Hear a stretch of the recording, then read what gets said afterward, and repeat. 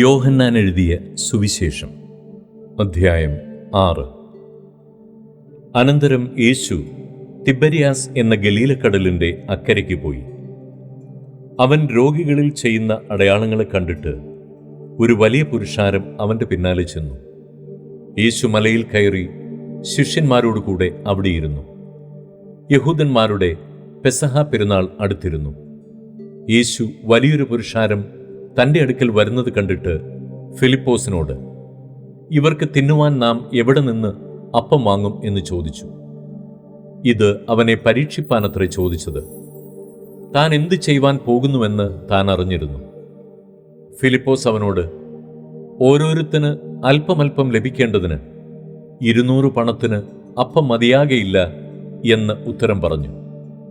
ശിഷ്യന്മാരിൽ ഒരുത്തനായ ശിമോൻ പത്രോസിന്റെ സഹോദരനായ അന്ത്രയാസ് അവനോട്, ഇവിടെ ഒരു ബാലകനുണ്ട്. അവന്റെ പക്കൽ 5 യവത്തപ്പവും 2 മീനുമുണ്ട്. എങ്കിലും ഇത്ര പേർക്ക് അത് എന്തുള്ളൂ എന്ന് പറഞ്ഞു.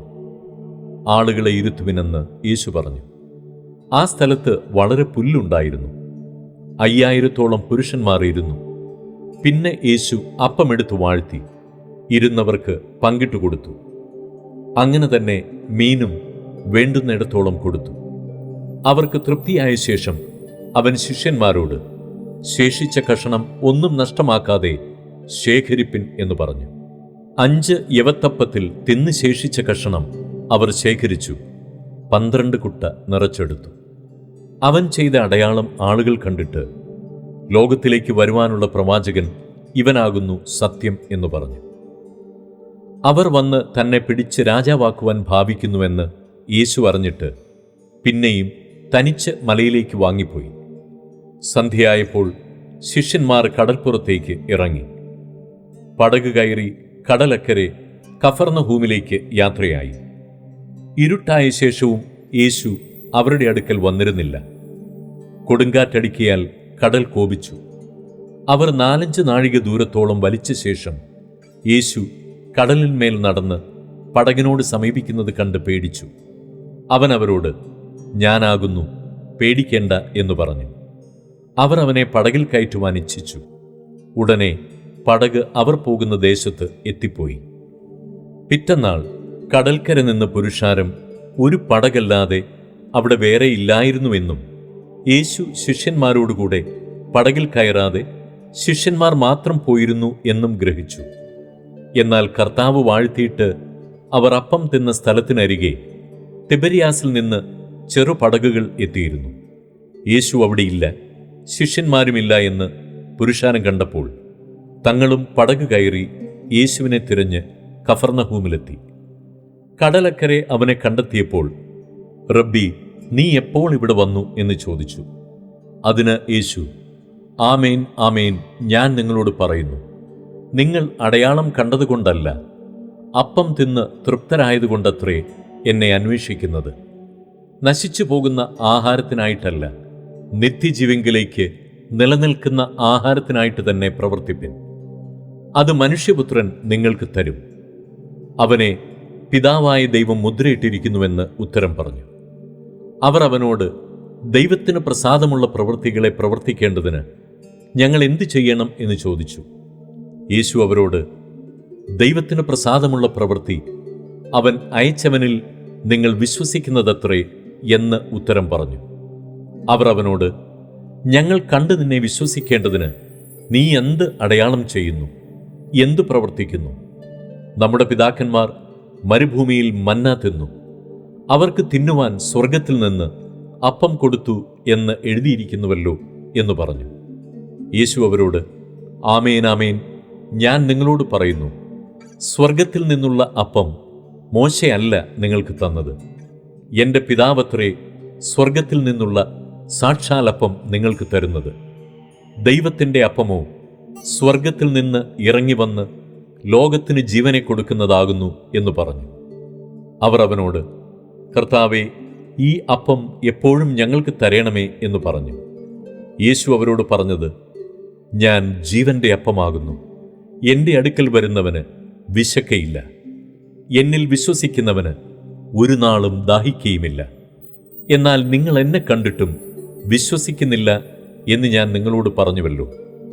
പിതാവ് എനിക്ക് തരുന്നതൊക്കെയും എൻ്റെ അടുക്കൽ വരും.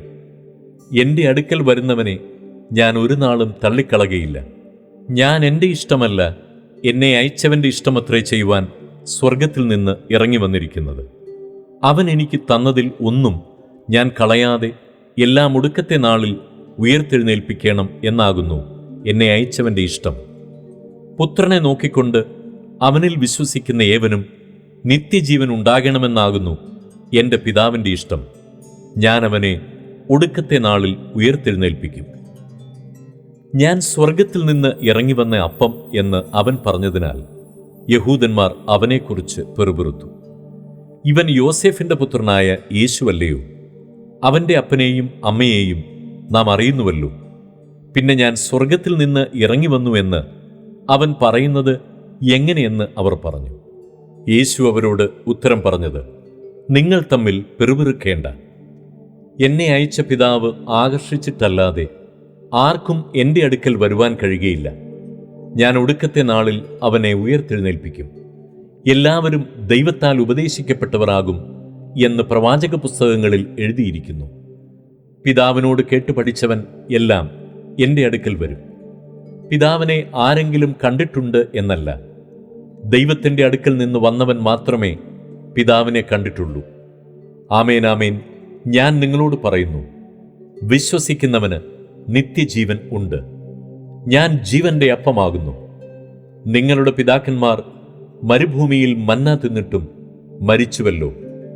ഇതോ തിന്നുന്നവൻ മരിക്കാതിരിക്കേണ്ടതിന് സ്വർഗത്തിൽ നിന്ന് ഇറങ്ങുന്ന അപ്പമാകുന്നു. സ്വർഗത്തിൽ നിന്ന് ഇറങ്ങിയ ജീവനുള്ള അപ്പം ഞാനാകുന്നു. ഈ അപ്പം തിന്നുന്നവൻ എല്ലാം എന്നേക്കും ജീവിക്കും. ഞാൻ കൊടുപ്പാനിരിക്കുന്ന അപ്പമോ ലോകത്തിൻ്റെ ജീവനു വേണ്ടി ഞാൻ കൊടുക്കുന്ന എൻ്റെ മാംസം ആകുന്നു. ആകയാൽ യഹൂദന്മാർ നമുക്ക് തൻ്റെ മാംസം തിന്നേണ്ടതിന് തരുവാൻ ഇവന് എങ്ങനെ കഴിയുമെന്ന് പറഞ്ഞ് തമ്മിൽ വാദിച്ചു. യേശു അവരോട് പറഞ്ഞത്, ആമേൻ, ആമേൻ, ഞാൻ നിങ്ങളോട് പറയുന്നു, നിങ്ങൾ മനുഷ്യപുത്രൻ്റെ മാംസം തിന്നാതെയും അവൻ്റെ രക്തം കുടിക്കാതെയും ഇരുന്നാൽ നിങ്ങൾക്ക് ഉള്ളിൽ ജീവനില്ല. എൻ്റെ മാംസം തിന്നുകയും എൻ്റെ രക്തം കുടിക്കുകയും ചെയ്യുന്നവന് നിത്യജീവനുണ്ട്. ഞാൻ ഒടുക്കത്തെ നാളിൽ അവനെ ഉയർത്തെഴുന്നേൽപ്പിക്കും. എൻ്റെ മാംസം സാക്ഷാൽ ഭക്ഷണവും എൻ്റെ രക്തം സാക്ഷാൽ പാനീയവുമാകുന്നു. എൻ്റെ മാംസം തിന്നുകയും എൻ്റെ രക്തം കുടിക്കുകയും ചെയ്യുന്നവൻ എന്നിലും ഞാൻ അവനിലും വസിക്കുന്നു. ജീവനുള്ള പിതാവ് എന്നെ അയച്ചിട്ട് ഞാൻ പിതാവിൻ മൂലം ജീവിക്കുന്നത് പോലെ എന്നെ തിന്നുന്നവൻ എൻ മൂലം ജീവിക്കും. സ്വർഗത്തിൽ നിന്ന് ഇറങ്ങി വന്ന അപ്പം ഇത് ആകുന്നു. പിതാക്കന്മാർ തിന്നുകയും മരിക്കുകയും ചെയ്തതുപോലെയല്ല, ഈ അപ്പം തിന്നുന്നവൻ എന്നേക്കും ജീവിക്കും. അവൻ കഫർന്നഹൂമിൽ ഉപദേശിക്കുമ്പോൾ പള്ളിയിൽ വെച്ച് ഇത് പറഞ്ഞു. അവൻ്റെ ശിഷ്യന്മാർ പലരും അത് കേട്ടിട്ട്, ഇത് കഠിനവാക്ക്, ഇത് ആർക്ക് കേൾപ്പാൻ കഴിയും എന്ന് പറഞ്ഞു. ശിഷ്യന്മാർ അതിനെ ചൊല്ലി പെറുപിറുക്കുന്നത് യേശു തന്നിൽ തന്നെ അറിഞ്ഞ് അവരോട്, ഇത് നിങ്ങൾക്ക് ഇടർച്ചയാകുന്നുവോ? മനുഷ്യപുത്രൻ മുമ്പേ ഇരുന്നിടത്തേക്ക് കയറിപ്പോകുന്നത് നിങ്ങൾ കണ്ടാലോ? ജീവിപ്പിക്കുന്നത് ആത്മാവാകുന്നു, മാംസം ഒന്നിനും ഉപകരിക്കുന്നില്ല. ഞാൻ നിങ്ങളോട് സംസാരിച്ച വചനങ്ങൾ ആത്മാവും ജീവനുമാകുന്നു. എങ്കിലും വിശ്വസിക്കാത്തവർ നിങ്ങളുടെ ഇടയിലുണ്ട് എന്ന് പറഞ്ഞു. വിശ്വസിക്കാത്തവർ ഇന്നവരെന്നും തന്നെ കാണിച്ചു കൊടുക്കുന്നവൻ ഇന്നവനെന്നും യേശു ആദിമുതൽ അറിഞ്ഞിരുന്നു. ഇത് ഹേതുവായിട്ടത്രേ ഞാൻ നിങ്ങളോട്, പിതാവ് കൃപ നൽകിയിട്ടല്ലാതെ ആർക്കും എൻ്റെ അടുക്കൽ വരുവാൻ കഴിയുകയില്ല എന്ന് പറഞ്ഞത് എന്നും അവൻ പറഞ്ഞു. അന്നു മുതൽ അവൻ്റെ ശിഷ്യന്മാരിൽ പലരും പിൻവാങ്ങിപ്പോയി, പിന്നെ അവനോടുകൂടെ സഞ്ചരിച്ചില്ല.